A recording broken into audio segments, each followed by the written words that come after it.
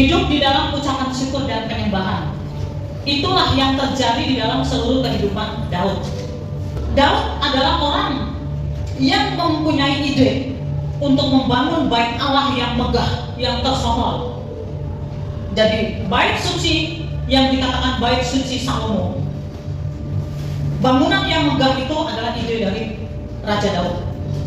Lalu Mesias Tuhan Yesus Kristus disebutkan sebagai keturunan Abraham dan keturunan dari Daud. Tidak disebutkan keturunan dari Salomo atau Hizkia ataupun raja-raja lain. Ada banyak orang di dalam garis keturunan tersebut, raja-raja yang luar biasa, tetapi Yesus Kristus, tetapi Mesias dikatakan sebagai keturunan Abraham dan keturunan Daud. Jadi Daud adalah orang yang luar biasa. Lalu sedikit perjalanan hidup dari Daud, orang yang luar biasa tersebut. Saat kakak-kakaknya punya pekerjaan, ya, sebagai prajurit dari Raja Saul, mempunyai karir yang hebat. Daud hanya bekerja menggembalakan domba milik ayahnya. Dan domba tersebut bukan domba yang puluhan atau ratusan atau ribuan peternakan, tetapi dia hanya menggembalakan beberapa ekor domba. Dikatakan di dalam 1 Samuel 17 ayat 28, ketika Eliab kakaknya yang tertua mendengar perkataan Daud kepada orang-orang itu, bangkitlah amarah Eliab kepada Daud sambil berkata, "Mengapa engkau datang? Dan pada siapakah kau tinggalkan kambing domba yang 2-3 ekor itu di padang gurun?" Nah, pertanyaan ini menunjukkan bahwa Daud bekerja sebagai pengembala domba, kambing domba, dan hanya beberapa ekor. Ya, artinya tidak puluhan atau tidak ratusan, apalagi ribuan. Itulah perjalanan hidup dari Daud. Selanjutnya, Daud bertugas mengantarkan makanan untuk kakak-kakaknya. Ayahnya perintahkan Daud untuk memberikan makanan karena kakak-kakak dari Daud ini, ya, sebagai prajurit pada saat itu mereka sedang berhadapan dengan Goliat. Di dalam kitab 1 Samuel 17 ayat 17, Isai berkata kepada Daud, anaknya, "Ambillah untuk kakak-kakakmu berti gandum ini seeva dan roti yang 10 ini, bawalah cepat-cepat ke perkemahan kepada kakak-kakakmu." 17 ayat 20. Lalu Daud bangun pagi-pagi, ditinggalkannya kambing dombanya pada seorang penjaga, lalu berangkat, lalu mengangkat muatan dan pergi seperti yang diperintahkan Isai kepadanya. Sampailah ia ke perkemahan ketika tentara keluar untuk mengatur barisan dan mengangkat sorak perang. Ya. Dan kemudian ketika Daud sampai di tempat perkemahan kakaknya, ya, dan mendengar bahwa ada seorang yang bernama Goliat, ya, dia mendengarkan nama Allah dihujat. Pada saat itu dia mendengar nama Allah dihujat. Lalu Daud bertekad untuk mengalahkan Goliat si penghujat tersebut. 1 Samuel 17 ayat 45. Tetapi Daud berkata kepada orang Filistin itu, "Engkau mendatangi aku dengan pedang dan tombak dan lembing, tetapi aku mendatangi engkau dengan nama Tuhan semesta alam, Allah segala barisan Israel yang kau tantang." Itu. Jadi Goliat, ya, raksasa orang Filistin ini menantang, ya, orang-orang Israel dan menghujat nama Tuhan.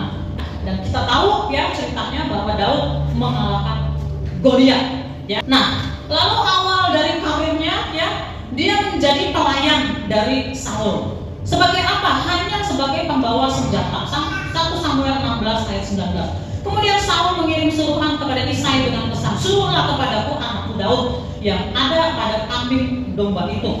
16 ayat 21. Demikianlah Daud sampai kepada Saul, Raja Saul, dan menjadi pelayannya. Saul sangat mengasihinya dan ia menjadi pembawa senjatanya. Itulah awal Daud masuk ke istana raja, ya, menjadi pelayan dan menjadi pembawa senjata. Kisah selanjutnya, ya, kita baca di dalam 1 Raja-Raja, di dalam Tawarik, ya, Daud mengalahkan musuh-musuh Israel, ya. Lalu kisah selanjutnya dia diurapi menjadi raja. Kisah selanjutnya dia menjadi raja yang hebat, jauh melebihi Saul, ya. Lalu kisah selanjutnya namanya menjadi besar, kekuasaannya tidak terkalahkan dan urapan Allah senantiasa menyertai dia. Daud adalah orang yang hebat. Daud adalah orang yang luar biasa di hadapan Allah, di hadapan manusia. Daud yang luar biasa itu, ya, memulai segala sesuatunya, memulai kehidupannya di padang penggembalaan ketika dia menggembalakan beberapa ekor domba di dalam keheningan, di dalam tugas yang sederhana, ya, tidak karir yang hebat, bukan penuh dengan kekuasaan atau kekayaan. Di padang penggembalaan itu dia punya waktu untuk menyembah Allah, ya. Karirnya dimulai dari di dalam keheningan dia memulai segala sesuatu, dia menyembah Allah, dia berkomunikasi dengan Allah, merenungkan firman Allah, dia membangun hubungan yang intim. Bertahun-tahun di padang pengembalaan sendiri dia menghadapi domba-domba dan menghadapi musuh dari domba-domba tersebut, mungkin serigala atau beruang atau apapun, ya. Pada saat-saat dia di padang pengembalaan dan bukan siapa-siapa, tidak punya kehebatan, tidak dikenal, tidak punya karir, tidak hebat seperti kakak-kakaknya yang hebat. Di padang pengembalaan itu dia membangun hubungan dan keintiman dengan Allah, ya. Dia terbentuk karakter dan kepribadiannya karena terus merenungkan firman Allah. Dia belajar menghadapi singa dan binatang buas yang membuat dia menjadi berani sekaligus punya sikap yang hati-hati. Dan dia belajar untuk bergantung kepada Allah.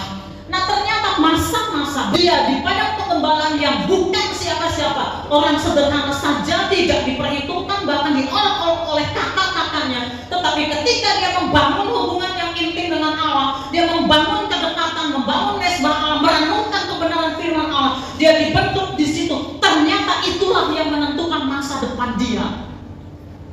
Itulah yang menentukan masa depan Daud. Di kemudian hari Daud menjadi hebat. Dia mengalami kesuksesan. Ya, musuh-musuhnya kalah. Ya, dia memiliki kejayaan, kekuasaan, bahkan kekayaan. Dan di tengah-tengah kejayaan, di tengah-tengah kesuksesannya, dia mengalami banyak masalah, banyak penderitaan. Bukan berarti udah sukses nggak ada masalah, udah jaya dan udah kaya nggak ada masalah, udah jadi raja hebat nggak ada masalah, bukan. Tetapi di situ dia mengalami begitu banyak kesulitan. Ya, tadi saya katakan mula-mula dia tidak disukai oleh kakak-kakaknya. Lalu dia dikejar-kejar hendak dibunuh oleh Saul. Yang tadinya Saul mengasihi dia, tetapi akhirnya Saul iri, cemburu karena ternyata Daud ini lebih hebat, ya. Dan akhirnya dia dibenci oleh atasannya, oleh pimpinannya, oleh bosnya, dan dia dikejar-kejar hendak dibunuh. Ya. Lalu kemudian setelah dia menjadi raja, dia harus berhadapan dengan banyak musuh yang hendak membunuh dia. Dia mengalami dikhianati oleh bawahannya. Dia dikejar. Nah, yang paling menyakitkan adalah ketika dia dikejar-kejar oleh anak kandungnya sendiri, Absalom. Dia melarikan diri dari istana, ya, karena dia akan dibunuh. Dan karena kejadiannya begitu cepat, ya, dia dikejar-kejar, ya. Kekuasaannya hendak dirampas oleh anaknya, bahkan dia lari dari istana, bahkan sampai dia tidak mengenakan kasut, tidak mengenakan sepatu atau sendal. Kalau zaman sekarang dia lari. Dan ada lagi yang lebih lagi menyakiti, ya, istri-istri dari Daud dilecehkan. Terlalu banyak sekali penderitaan Daud. Ya, mungkin kalau saat ini kita mengalami kesulitan gak ada apa-apanya dibandingkan dengan Daud, ya. Tetapi, ya, saya mau sampaikan, di dalam penderitaan yang begitu menyakitkan itu, ternyata Daud kuat karena dia tetap hidup di dalam ucapan syukur dan penyembahan. Dia hidup di dalam ucapan syukur dan penyembahan. Dan mengapa dia punya sikap yang tegar dan tetap menyembah Allah dan mengucap syukur sekalipun masalah dan penderitaan dan kesulitannya begitu besar menimpa dia? Mengapa? Karena di awal-awal perjalanan hidupnya, dia memulai dengan membangun hubungan dengan Allah, membangun keintiman dengan Allah, merenungkan firman Allah, sehingga ketika badai itu menerpa, dia tetap menjadi pribadi yang kuat, setia kepada Allah, tidak goyah, dan tetap menyembah kepada Allah. Kalau kita membaca kitab Mazmur, kita akan melihat kata-katanya, tulisannya, ya, doanya yang sangat luar biasa. Di dalam Mazmur ini, ya, ada banyak tulisan-tulisan Daud, ya, Mazmur Daud yang ditulis saat dia dalam keadaan sesat, saat dia dalam keadaan penderitaan. Di dalam kitab Mazmur 116 ayat 10, aku percaya sekalipun aku berkata aku ini sangat tertindas. Bayangkan seorang Daud di dalam penderitaannya, dia berkata, aku percaya sekalipun aku berkata tertindas. Ya, kita Mazmur menuliskan, sekalipun aku berjalan dalam lembah kekelaman, aku tidak takut bahaya, sebab Engkau besertaku. Gadamu dan tongkatmu itulah yang menghibur aku. Kalau kita membaca di dalam kitab Mazmur, banyak sekali tulisan yang menyatakan kesetiaan kepada Allah, penyembahan kepada Allah, ucapan syukur kepada Allah. Dan ketika kita baca, hati kita tergugah. Mengapa? Karena yang dituliskan ini bukan sekedar Daud menulis, tetapi urapan Allah yang memberikan ilham kepada Daud untuk menulis. Itulah sebabnya ketika kita membaca, hati kita tersentuh dan kita dikuatkan. Itulah Daud. Ya, di dalam kitab Mazmur 46 ayat 2, Allah itu bagi kita tempat perlindungan dan kekuatan, sebagai penolong dalam kesesakan, sangat terbukti. Sebab itu kita tidak akan takut, sekalipun bumi berubah, sekalipun gunung-gunung goncang di dalam laut, sekalipun ribut dan berbuih airnya, sekalipun gunung-gunung goyang oleh gelora. Jadi banyak sekali tulisan-tulisan Daud ini yang dituliskan ketika dia dalam keadaan sengsara, dalam keadaan sesak, dalam keadaan tertindas. Mazmur 45 ayat 2, hatiku meluap dengan kata-kata indah. Aku hendak menyampaikan sajakku kepada raja. Lidahku ialah pena seorang juru tulis yang mahir. Hatiku meluap dengan kata-kata indah untuk menyembah Allah. Hatiku meluap dengan kata-kata indah untuk mengagungkan dan menghormati Allah. Kata-kata itu keluar dari seorang Daud yang tertindas, yang mengalami kesulitan. Daud berkata, aku hendak menyampaikan sajakku kepada raja. Lidahku ialah pena seorang juru tulis yang mahir. Artinya dia berkata, aku tidak akan berhenti untuk menyembah Allah. Aku tidak akan berhenti untuk mengucap syukur kepada Allah. Itulah Daud. Sekalipun penderitaan Daud itu, ya kalau saudara baca, di dalam penderitaannya yang sangat luar biasa, ya ketika dia tertindas, dan saya kagum dengan ketetapan hati Daud di dalam hal penyembahan dan pengucapan syukur. Dan itu dimulai dari ketika ada masa di mana dia bukan siapa-siapa, tapi di padang penggembalaan tersebut dia membangun hubungan dengan Allah, dan disitulah dia belajar untuk menyembah Allah secara pribadi. Di dalam kehidupan kita, mari kita belajar menjadi pribadi yang menyembah Allah. Jangan katakan kalau masalahku sudah selesai, kalau aku sudah diberkati, aku akan menyembah Allah. Daud dalam keadaan dia bukan siapa-siapa, disitulah dia memulai membangun hubungan dengan Allah. Ketika saya ada dalam keadaan yang tertekan di dalam pekerjaan saya, dan akhirnya saya harus mengundurkan diri dari pekerjaan, dan kemudian saya bingung harus seperti apa. Ini kejadian sebelum saya menikah. Setelah saya dimaki-maki oleh atasan saya harus keluar, harus mengundurkan diri. Saya mengalami situasi yang sangat sulit karena pada saat itu ayah saya sudah tidak ada. Kalau kita bekerja keras, ya kita punya uang. Kalau kita nggak bekerja, ya kita nggak punya uang. Dalam kondisi yang saya tertekan karena diperlakukan demikian oleh atasan saya dan oleh teman-teman saya, dia dimusuhi sekantor, lalu kemudian saya harus keluar. Lalu saya belajar menyembah Allah, saya mencari Allah, saya memuji Allah dengan air mata. Ya, saya angkat tangan menyembah Allah secara pribadi, yang di kamar, di rumah. Saya sembah dia, saya menangis, sembah, dan itu bukan 1 hari, 2 hari, dan itu bukan 1 bulan, 2 bulan, cukup lama. Sampai akhirnya saya mendapatkan mimpi, dan di dalam mimpi saya itu kantor saya hancur, dan ketika saya datang ke kantor saya yang hancur, hanya 1 meja yang tidak hancur, dan di meja itu ada komputernya, ya.